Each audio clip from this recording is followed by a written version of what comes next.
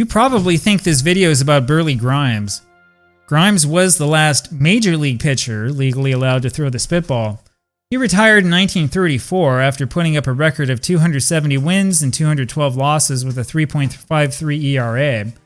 I guess that means the spitter works, doesn't it? But this video is not about Grimes. This video is about Frank Shellenback. He's the last man in professional baseball who was legally allowed to throw the spitball. And I really doubt you've ever heard of Frank Shellenback. Now, before we begin, I should make something clear. Grimes and Shellenback were not the last men to throw spitballs, not even close. Don Drysdale used the pitch regularly, so did Lou Burdett. And most of you probably know about Gaylord Perry, who wrote a book on the pitch, while he was still an active player, that is.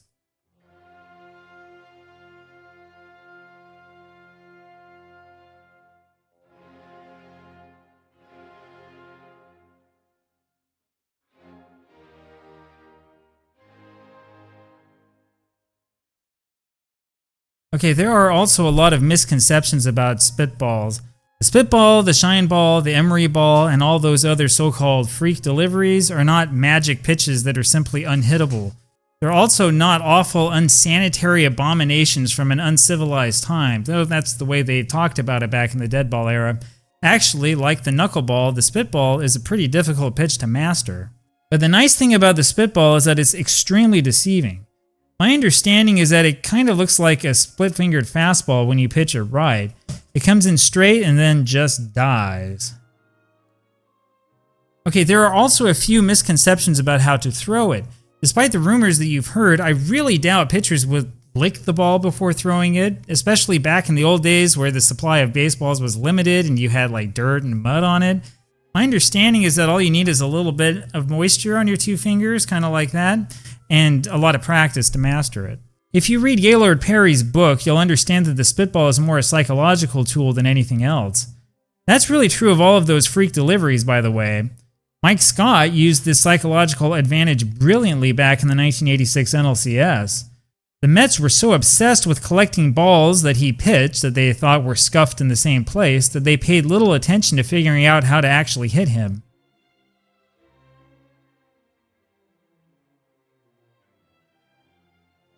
Now, this actually touches on a much bigger point, one that I'm only going to talk about briefly here. Pitching is really more about psychology than power. I know that there's all this talk today about velocity and spin rate, and it's pretty cool to look at, and you can measure it, of course, but good pitching is about deceiving and intimidating the hitter more than just overpowering him.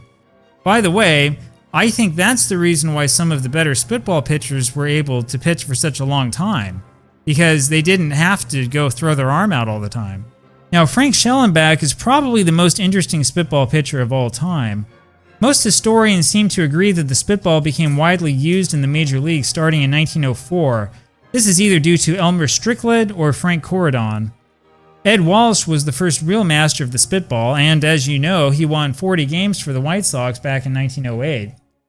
The spitball and the other inventive pitches had a lot to do with the lack of offense during the dead ball era, and that's the environment that Shellenback grew up in. Frank's name shows up in Los Angeles newspapers as early as 1915, back when he was in high school. He started playing semi-pro ball that year and wound up bouncing around from one city to the next. It looked like he might play in Los Angeles in 1917, but he refused the contract. He opted instead to try to earn a spot as a walk-on with the Chicago White Sox. Now, I don't think that anybody ever accused Frank Shellenback of being too humble. The truth is, though, that he really did have some talent. I mean, he had the makings of a major league pitcher, even at a young age. He was only 18 years old in 1917. It's clear that Shellenback was a spitball pitcher back then. As you can see here, the Chicago Tribune notes that Kid Gleason, the manager, tried to convert him from a spitball pitcher to a curveball pitcher at that young age. Well, isn't that interesting? So it turns out that the spitball really wasn't some sort of magic cheating machine after all.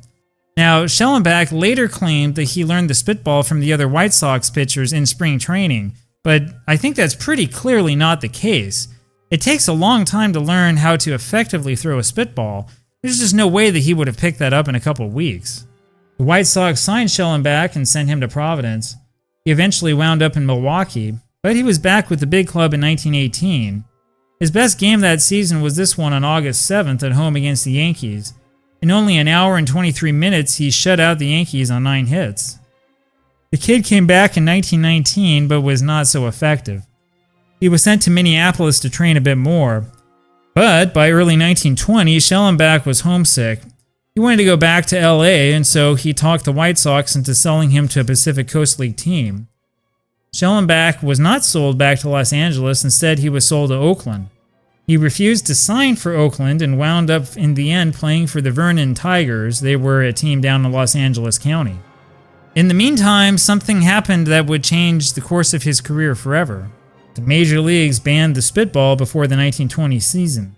Okay, we need to talk about this. A lot of us associate the banning of the spitball with the unfortunate death of Ray Chapman, but Chapman was not killed by a spitball. Carl Mays, who killed Ray Chapman, threw an inside fastball that rose too high. Mays wasn't a spitball pitcher, and that happened late in the 1920 season. You see, the spitball had already been banned except for a number of pitchers who were grandfathered in.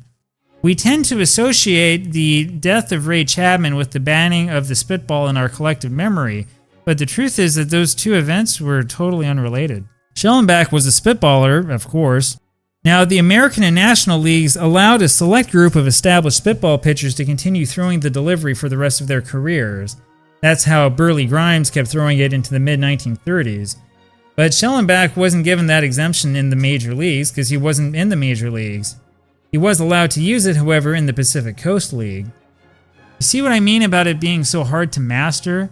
Shellenback was young. He was 21 years old. But it would not have been easy for him to completely change his pitching style and pitching philosophy at this point.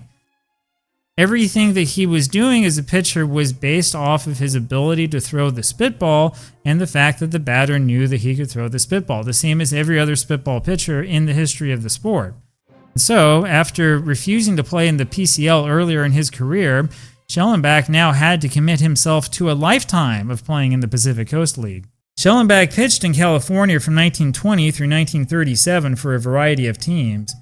He wound up managing the San Diego Padres when Ted Williams played there.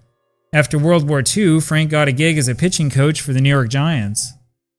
There were apparently some rumors that the Giants used the spitball during their more successful years in the 1950s, though I haven't really seen much evidence of this. This is mentioned in the Sabre biography. By this time, by the way, Shellenback had kind of established himself as the world's foremost authority on the spitball pitch, and he apparently did like to teach it to others. Gaylord Perry, remember him? He started his career with the San Francisco Giants in 1962. Shellenback was still associated with the organization, though he was in the East apparently, but he still might have taught Perry some of the tricks of the trade. But in the end, we don't actually know. Now, once again, you have to remember that the real effect of the spitball is not how well you throw it. Its effectiveness lies in the psychological element around it. The fact that the hitter has to expect a pitch that is so notorious, a pitch that the hitter might not know how to recognize, and a pitch that has inspired so many wild rumors and crazy stories over the years, that's the reason why the pitch is so effective. Now, was Shellenback a great pitcher? Well, when you look at his stats, you'll probably conclude that he wasn't. But he certainly was inspirational. Alright, a couple of things here in closing. I don't know what you guys think. I think that there are likely still spitball pitchers among us. I know that they go through those stupid motions of checking pitchers for foreign substances in between every half inning, but the good ones are going to know how to hide it anyway. And the best ones are going to know how to keep the batter on his toes by making him constantly fear the spitball. I'm also going to tell you something that'll be really controversial. I personally think that the spitball, the shine ball, and all these other crazy pitches should be legal. I don't see any reason for them not to be legal. This whole talk about, oh, it's unsanitary or whatever is just a bunch of hogwash and has always been around with us anyway. That's how I feel about it. Let me know down below what you think. Talk to you later.